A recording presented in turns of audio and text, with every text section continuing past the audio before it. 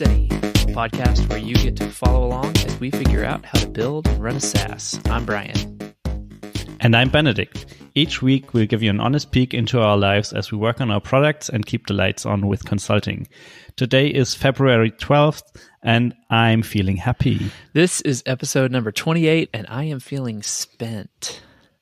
What? Ooh, did you party too hard? We did. The birthday party was amazing. It was really, really great. Had people like friends from all like different parts of my life and different communities, and the talks were so fascinating. Like, I mean, it really came off. It was cool. It was cool. So no one tried to troll you? No. Okay. Nobody trolled me, but one of the guys who talked is my friend Richard, who I've mentioned on this podcast many times. So he and his wife flew in from Vegas, and he delivered a talk about just the benefits of family history, and how there's all these studies that show knowing your family history creates more resilient mentality. He cited a study of these research of 48 kids who knew some specific answers about their family history, and those who didn't, and their resilience against difficult circumstances in their life. Like it was really awesome. And so that's how we like set up the talk. Okay. And I'll also say like the startup that we worked at together was in family history and genealogy. It was in that industry. Anyway, and so then after he set it up like that, he started going down this telling this family history. Like he started way back, forget what year, but 17 something, and mentioned this person. Let's start here with Reverend John Mitchell, who came at the age of 11, arrived in the United States alone without his parents, and he, fought in the Revolutionary War, shared some things. Said, and then he lived in Virginia, and then his son so-and-so, and then his daughter so-and-so, and then her daughter so-and-so. And just like they lived in Virginia, then they lived in West Virginia, and then Kentucky. And he kept going, and right at the point where it was like, where exactly is Richard going with this thing? He puts up a photo of my great-great-grandma, or my great-grandma. And he says, and then so, and then that, and she had Maudie Posey, and she had Mary Posey, my grandma, and she had Mary Talent, and Mary Talent had Brian Ray. And so like the reveal was that he traced my family history back to this person who came to the United States as an 11-year-old, fought in the Revolutionary War. And like the room was just like jaws were on the ground. My wife gasped so loud. We were both bawling. It was just like, are you kidding me? Did that just happen in real life? It was just such an amazing moment. It was wild. And the cool thing, like, I'm not sure if I've mentioned it here before. My wife and I went to elementary school together. We are from this tiny town, Paris, Texas, and we've known each other for most of our lives. And so he and his wife had done all this research, and he was like putting up after the reveal. Then he starts talking about how we grew up, and he has all these newspaper clippings of Laura and I in the same newspaper at the same time, and just like you like these scholastic competitions we were a part of. Dude, it was crazy. It was really amazing. That sounds amazing. Yeah, it was like bonkers. Just like someone putting in that amount of work to like basically dig all that up. I remember one of my grandparents, my grandfather, was very much into this stuff, like researching family history. Mm-hmm. But like he probably took years to uncover this stuff. And I have a feeling that your friend Richard didn't plan this for a couple of years. No. It was amazing. It was really, really meaningful. And the rest of the party was awesome as well. So, yeah. Anyway, glad it worked out. That sounds like a really interesting party. Yeah, it was cool. Something different for a change. Yeah, it was cool. But why are you? We'll talk about. I am not feeling spent because of my birthday party. It was awesome. We'll talk about that in a little bit. What's got you feeling happy? I basically went full circle with the in-app messaging yesterday and integrated our own little widget into our own UI. So now you can actually send a broadcast to our user list users, and it will show up right there in your window because it's the same app. Nice. And that's quite exciting. And then also we decided to we have this fake sample application that we use for all our demos. Mm-hmm. And we decided to actually start building a small UI for it. And we did that yesterday. And then today I integrated the in-app messaging in there as well. So now we have a fake mini app where you can click buttons and do stuff, and it will show you in-app messaging in there. I got to test it. It's quite exciing. It's quite exciting that it's finally coming together and working and looking gorgeous, working great. Already talked to. Oh, thank you. I already talked to one of our customers, and his plan was to test it today. Didn't quite get to it. Maybe he can test it tomorrow. I will be the first outside person to try to integrate it, and that will be a good test. And just excited. It's coming together. That is really fantastic. Does it feel? You said that y'all have an internal deadline. Are you ready to share it yet, or is it still? We have a next Tuesday. We have basically a go no go decision date, and I wait what we decide then, and then basically once we are go for launch, then I'm happy to share it. But cool. All right. I have a slight feeling that we probably delayed a little bit longer because still not the thing is working somewhat, but it still needs a little bit of polishing. There's some styling issues and small stuff like that, and then also there's a ton of work to do to just prepare marketing material for the launch, record new videos, update knowledge base. Yeah, and I have a feeling the time we have set aside between the go no go date and the launch date is probably not enough to get all that shipped. So we'll see. Yeah, good luck, man. But it's only weeks away. It's no longer months away. Yeah, good deal. Hey, the thing we didn't talk about last week was Indie Hackers was kind of giving y'all some love on your office hours thing that you've been doing. How'd that go? Last week's office hours were nice, but surprisingly not as many people attended as the one before. Oh, interesting. It's kind of... I don't know, it's kind of weird. It's hard to predict how many people will show up. I think we had one with 8, and we had ones with just 1. So it's always a surprise. You never know until you're there and see how many people show up. But Jane was also on the Indie Hackers podcast. That was quite cool as well. Just listening to the interview for myself already made me realize again that. He's just a great co-founder to work with. Yeah, I'm very honored.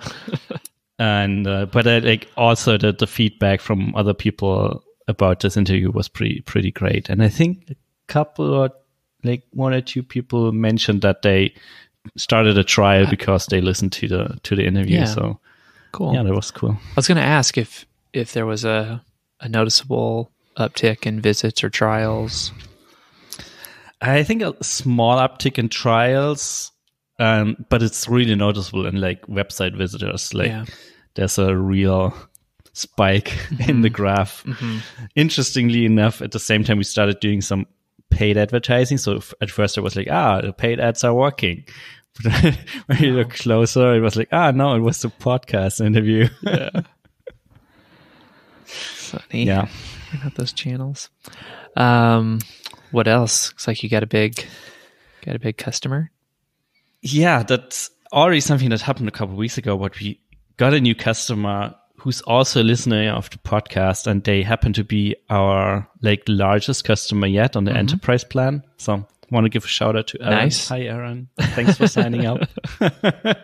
We're happy to have you as a customer, and I hope you're happy with the product so far. So that was exciting. Like we really celebrated that because, but they have like by far the most users in their database, and I think importing them took like 30 minutes for them. So I'm also pretty happy about our setup. It didn't fall over. It handled the load, and it's happily processing all the things since then. So that's exciting.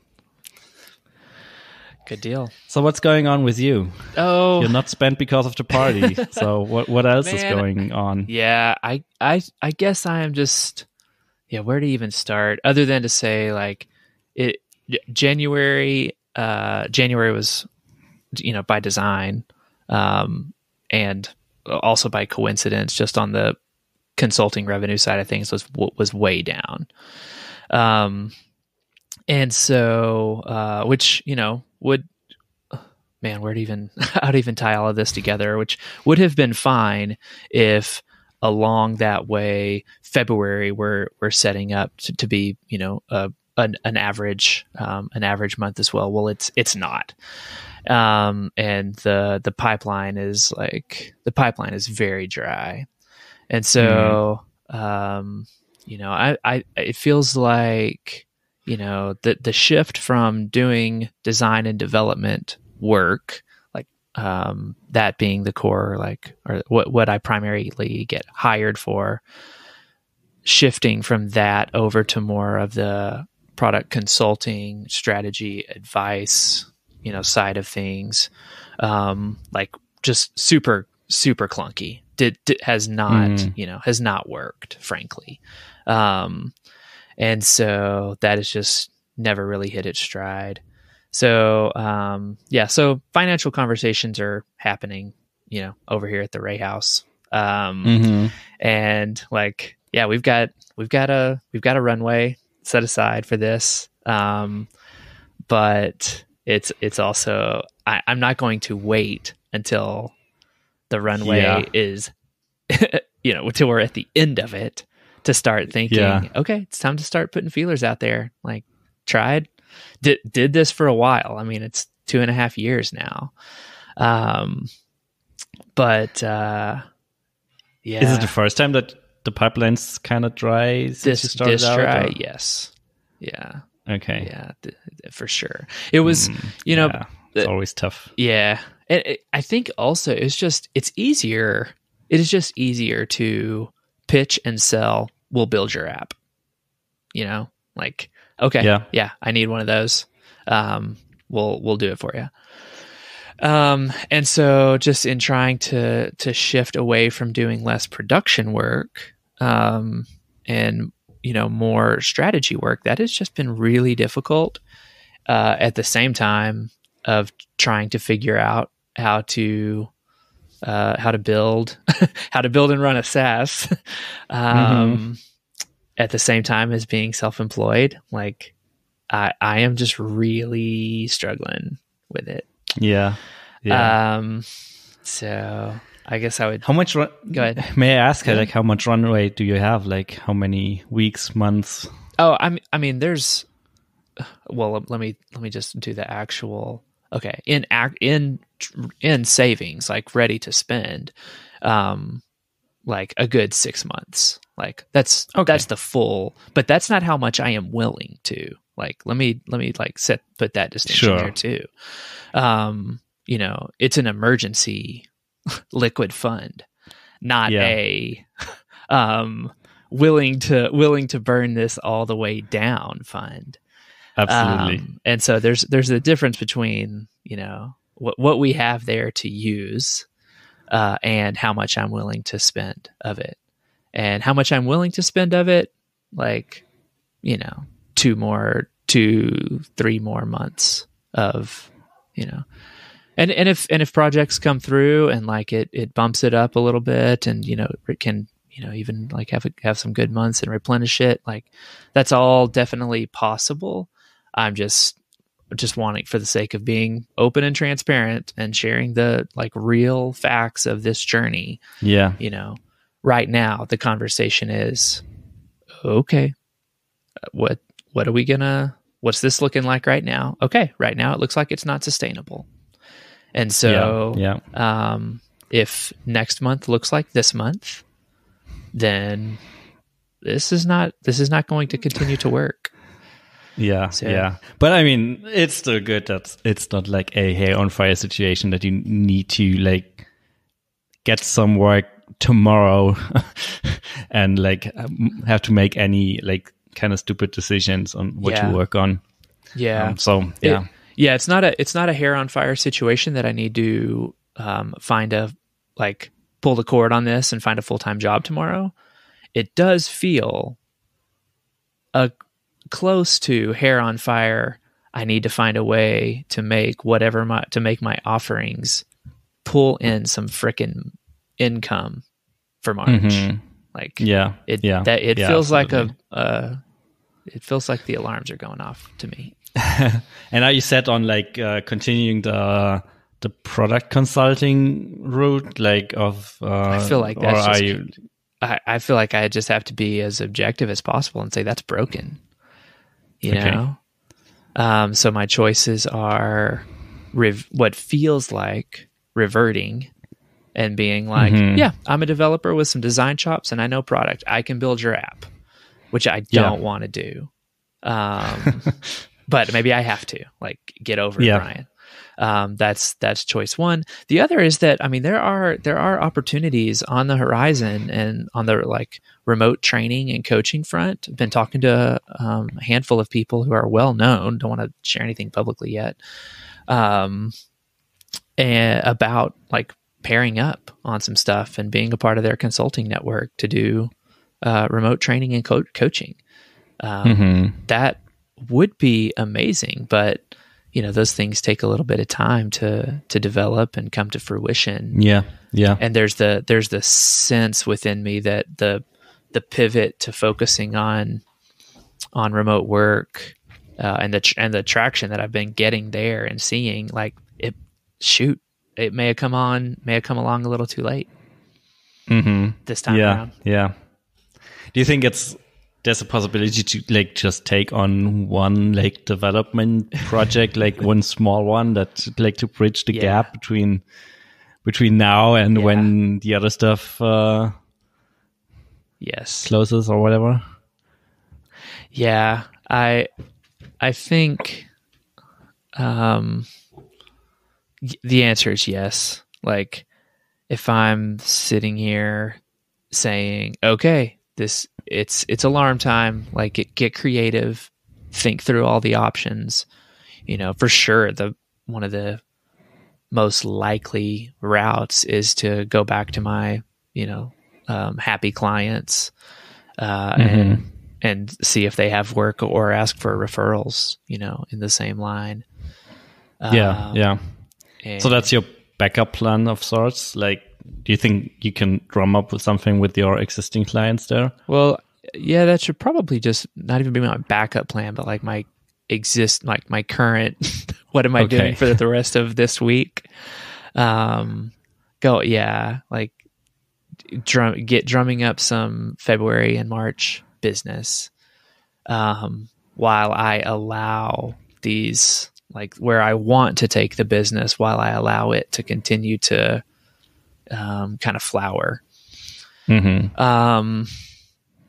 So it just, man, it's not, it's the psychological part of it, dude.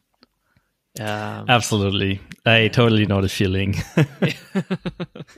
Those are the worst times when you just ran out of work, or maybe I think that one of the hardest parts with consulting and doing stuff on the side is exactly those moments where you decide to take a month off and focus on this other thing. Yeah. And then get consulting business up to speed again. That's the hardest part ever.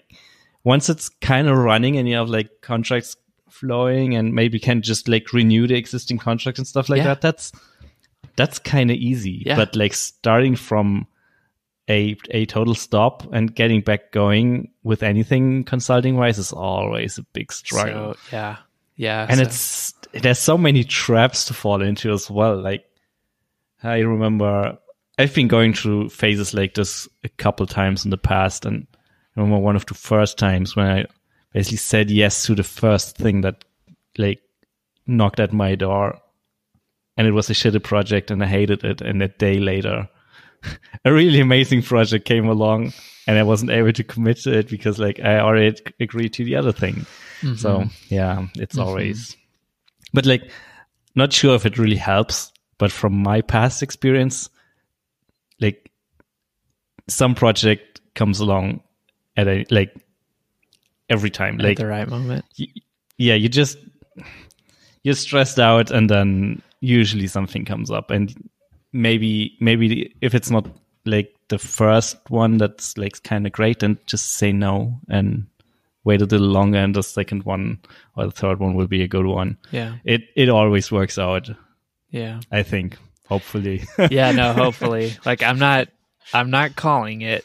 But speaking of the Super Bowl from last week or the week before, whatever, it definitely feels like being down by 10 with 8 minutes to play here. Yeah. And the Chiefs won, but it was a pretty remarkable. It was a remarkable. It's not comeback. Impossible. Yeah.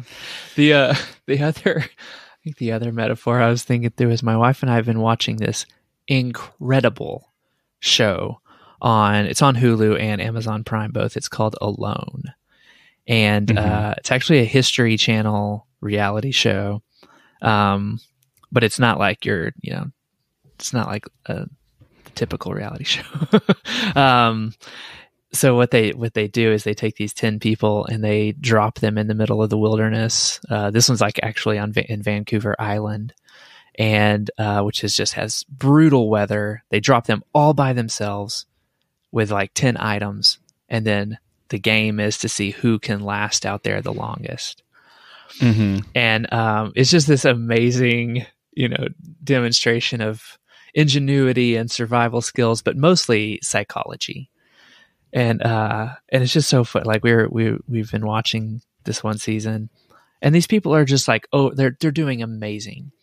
And like one by one, they're dropping off, and whoever's in like fourth place or like one of the last four is just like beating themselves up. Like, I just don't want to be a quitter. Da, da, da, da.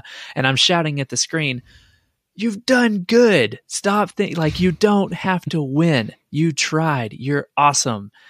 And I was just thinking about that last night. I was like, am I just like beating myself up here thinking that I got to take this all the way to the end when, you know what? I gave it a really good run. And like the consulting business. Yeah. Entirely? Okay. Yeah, no. So like actually thinking about quitting? Well, like gave it a good run in terms of trying to be self-employed and spin up a SaaS business. It's really hard. Yeah. And you know what? I might be approaching the end of my run. And I might just need a break and go back to civilization for a little bit, get a shower and some dinner. And then I'll be back.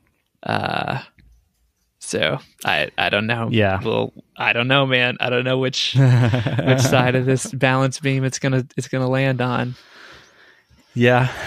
I think it's totally fine. I mean, the same way, like I'm currently like going full time on the product business. I think it's also okay to just like go full time on the consulting thing and just like not try to do anything else on the side. And maybe then a couple of months later get back to it, or maybe try another thing or whatever. Yeah. Yep. But like you mentioned Jane's interview on Indie Hackers. One of the things she mentioned was like persistence is also a key element of making these things successful. Yes, so totally, it's easy to give up way too early. So totally. No, I don't think you should. I don't think you should quit entirely just yet. Yeah. But I can totally see like the need to just like, get back to consulting, make some good money, build up the buffer a little bit more, and then maybe give it another run. Yeah. So and just raise your rates as well. Yeah. The old charge more advice. Yeah. Well, and I know it's not always that easy. Yeah. We'll see. We'll see, man. Let's see. I guess the other thing, like, we don't want to take too much time. Maybe like take 7-10 minutes here just to kind of chat about the other cool thing that. Absolutely. Yeah. I published that, article, the Joel test for remote teams, and shared it around with a bunch of folks that I've interviewed for the podcast, and shared it with some people I'd been kind of doing some customer discovery work, and people were really liking it. It's like getting some fantastic feedback. Derek Reimer was really kind and shared it. Like, got a nice uptick of traffic, and so it was really encouraging. Yeah, like we mentioned it last week as well, but I noticed after the recording that we never really talked about like the actual questions in there. So maybe it's a good idea if we just like talk about the content a little bit, and not just like we can give it what you're doing there. Yeah, we don't have to go super in depth on all the bullets, but we can go over it. Yeah, so it's like 12 questions, right? I think it's 11 right 11? now. Yeah. And we count. Okay. Thanks. Yeah, it's 11. It's 11. The original is 12. Yeah. But, didn't feel like I needed to create something I didn't believe in just to match it. So at least at this point. Like, how did you come up with those 12 questions or 11 questions? It for 6 months, osmosis. And just observing and talking to people, and then noticing patterns of if you were to absolutely just start and say, I'm going to do, if you do these things, and you don't even need to do them perfectly, you can get to more optimal over time. But are you just at least doing these things? And I'll just list them real quick. Do you have a company handbook? Do you have a communications guide? Do you always turn on video for calls? Do you record and share all hands meetings? Does everyone dial in to video calls on a separate screen? Do you enable work visibility and sharing work as a default process? Do you share working hours and normalize ignoring notifications outside of working hours? Do you screen for self-motivation and communication during hiring? Do you provide a co-working or home office stipend? Do you schedule time for team socialization? And do you have at least one on-site per year? So if you're a remote team and you're doing all 11 of those things, you are way, way, way above average. So what do you feel like, if I remember correctly, in the Joel test, there's something like you should have at least like a yes to 10 of the 12 answers or something like that. Is there a threshold in your test as well? That's a good question. So his is like 12 obviously perfect, 11 tolerable, and 10 or below. He's like, you've got trouble. I would probably say similar. Like if you're doing 9 of these, then you're probably still above average, but you are going to run into trouble. And like that's kind of where I'm starting. And what do you feel like is some? Yeah, go ahead. I was going to say, and similarly, like the thing that I was trying to keep myself from doing too much is like, do you have a company handbook and putting these like things onto it? The Joel test as he wrote it is super helpful because it is just yes or no, and like start somewhere. Like, do you use version control?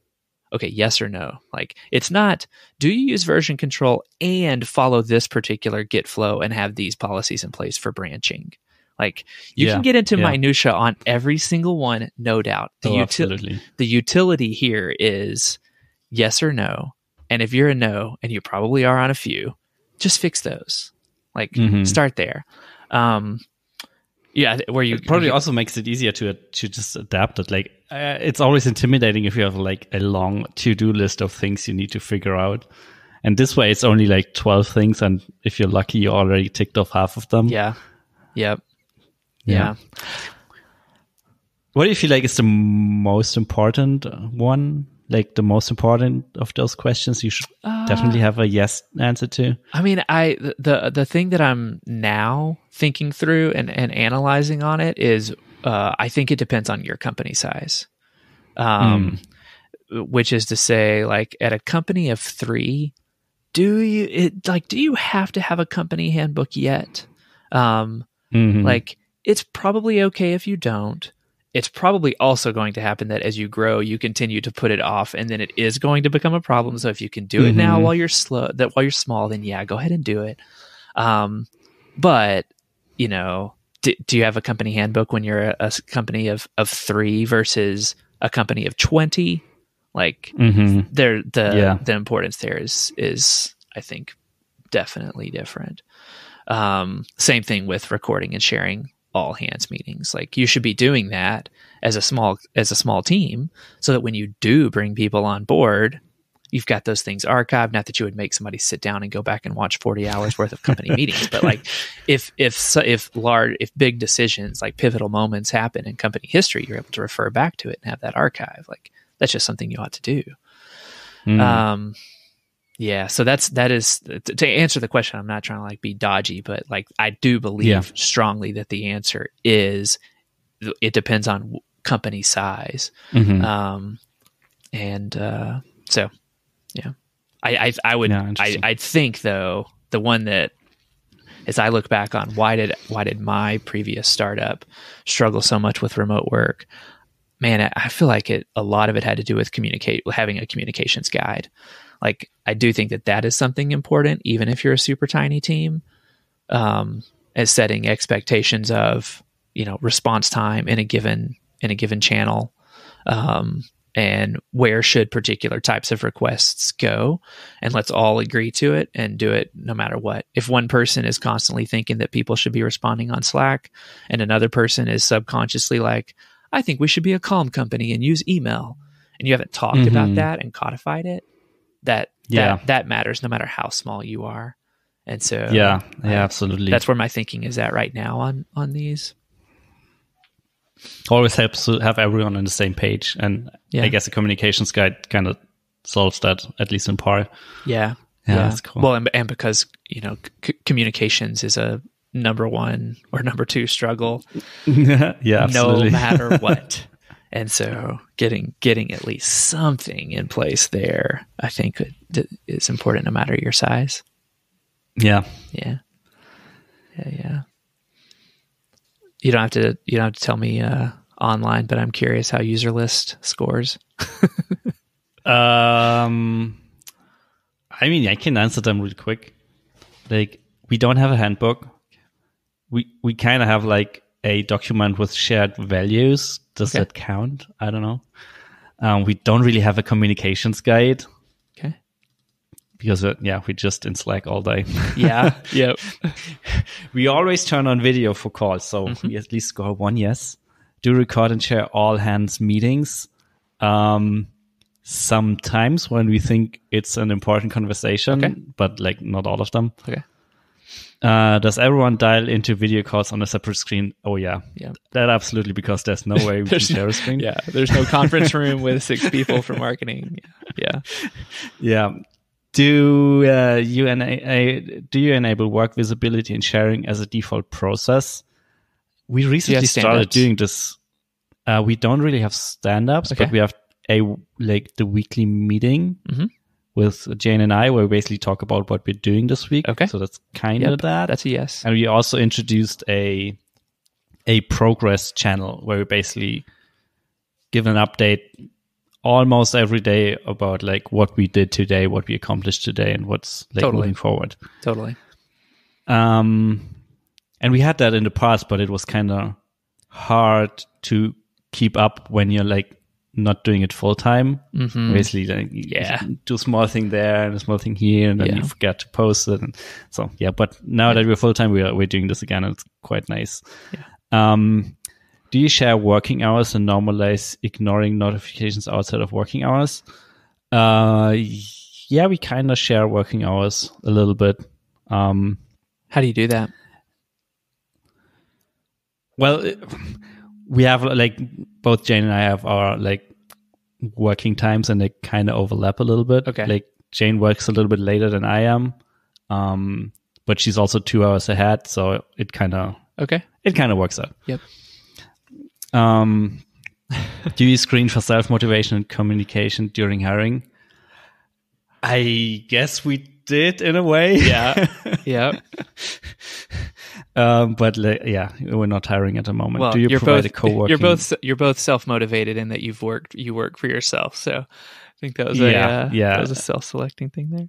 Agreed. And we did this brand sprint ahead of time where we also made sure that our values kind of align and our goals kind of align. So I count it as a half yes. Yeah. Do you provide a co-working home office stipend? No. So you work you're in an office. Mm-hmm. Yeah. And so that's coming out of Benedict's personal funds. Yeah. Yeah. Yeah. That's my personal luxury. Yeah. Jane works from home, so she doesn't have an office. I think she has a dedicated office at home. So that maybe counts as well. Yeah. Do you schedule time for team socialization? Well, we do the fun facts question at the beginning of our talks, like where we have a list of fun facts that we ask and then talk about. It's always usually something weird, and sometimes we don't have good answers, but some goofy. At times there are, stuff like that. Yeah. Like, what was it this week? Yeah, this week was, what's the best thing you bought this year? Which is kind of hard in answering that question in February, but like we managed to talk about something. Where do those come from? I just Googled them at some point, like fun facts or conversation starter questions, and there are tons and tons of lists out there, and we just copied the ones that sound interesting into a to-do list and then check them off, like that's one cool. or two per week. So before you start a business-oriented call, you start with one of those. Yeah. We start with one of them, and sometimes it turns like in a half-hour conversation and eats up all the meeting time. But it's a good way to get to know each other. For sure. And do you have at least one on-site per year? Yes, actually we do. We just never managed to get the three of us into one place. Like that never happened. Yeah. Okay. So I lost count. I counted 7. 4 or 5? 7. That's better than I may have counted 6 actually. I can't remember if I had already given a yes on your onsite or not. But so it seemed like the handbook, the hiring one. I mean, just be sure you actually when that comes around. And start recording your all hands. You can knock that out quick and beef up your handbook and communications guide, and you'll be well above average. There might be a product with like record and share all hands meetings. I have a feeling that just putting those in a Dropbox doesn't cut it. I feel like what. And honestly, I haven't researched this, but one thing that came up with basically all remote setups in the past at some point was like documenting decisions and being able to refer back to them at some point. Yep. And like the hard thing is like deciding is easy, but documenting is also kind of easy. But then like being able to dig it up like 6 months later and come up with figure out why we decided that way. It's always a struggle. Yeah. I mean, that's the thing that everybody knows about meetings is we need to have an agenda going in, everybody prefers that, but it requires additional time and people already dislike meetings. But good meeting etiquette is have an agenda going in, have somebody take minutes as it's happening, and then have somebody document the outcomes of the meeting. And those are things that ought to go into some like company wiki or, guide somewhere that can be referred to. And in addition to like text writing out those outcomes, link to the recorded meeting, and boom, there you go. Like that is, that will lead to better outcomes. It just requires more rigor, more work. Yeah. I should probably do that. I'm too lazy. If there were a good way to, automate that sort of, I mean, it's not that. Yeah. Anyway. Yeah. So good meeting practices pay dividends down the road. Yeah, absolutely. There's a lot of stuff we can improve, I guess. I know there's a lot of stuff we should improve, but there's also so much other stuff. There's always stuff to do. Cool. Well, all right. I enjoyed this one, man. Yeah, me too. Anything else we need to talk about before we let it go? One more question. Like, shoot. What's a good job you'd take, like a consulting gig? Like if someone's listening and they're thinking like, hey, I want to hire Brian. What does he offer? What's your pitch? Well, I do think that just even in this conversation and in talking it through with my wife last night and realizing, for whatever reason, like the customer interview, product strategy, like that total side of it, it's broke. So stop trying to push it. And what is the thing that I do really well that draws on all of my experience? It's that I have a design background with strong development chops and senior level product understanding. And so, early stage startups who need somebody to wear multiple hats and provide, like, do production work and provide some strategic guidance across all three of those functions. That's what I do really well. And so maybe there's if someone reframing of that. Yeah. So if you want to hire Brian, slow steady pod or hello at startups, slowandsteadypodcast.com. Yes. Or I'm not sure why I'm always thinking about startups for the rest of us. Like that's awesome. It's so baked into my head. Find us at Startups for the Rest of Us podcast. It's just like I'm listening to that podcast way too much. I don't know if you can listen to that one too much. Also handful true. of them out there that's like keep going back to. Okay, find us online. Show notes at slowandsteadypodcast.com. BRHEA on Twitter. And absolutely. And Benedict. And something long with Benedict and Daike in it. Talk to you next week. Yep. Bye. Bye.